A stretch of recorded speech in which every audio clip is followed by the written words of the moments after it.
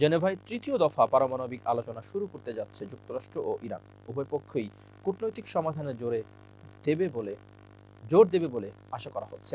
যদিও ওয়াশিংটন ইরানের উপর নতুন নিষেধাজ্ঞা আরোপ করেছে এবং মধ্যপ্রাচ্যে সামরিক উপস্থিতি বৃদ্ধি অব্যাহত রেখেছে। খবর আল জাজিরার। ইরানের পররাষ্ট্রমন্ত্রী আব্বাস আরাকচি বুধবার সুইস শহর জেনেভায় পৌঁছেছেন।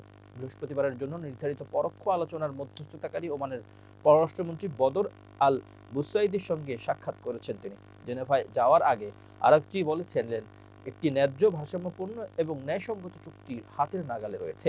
সেই সঙ্গে তিনি স্পষ্ট করে বলেন, ইরান পারমাণবিক অস্ত্র তৈরি করছে না এবং পারমাণবিক প্রযুক্তির শান্তিপূর্ণ ব্যবহারের অধিকার ত্যাগ করতে প্রস্তুত নয়। এর আগে মার্কিন ভাইস প্রেসিডেন্ট জেডি ভ্যান্স অভিযোগ করেছিলেন, ইরানের পারমাণবিক স্থাপনায় মার্কিন হামলার পর দেশটি তার পারমাণবিক কর্মসূচি পুনরায় শুরুর চেষ্টা করেছে।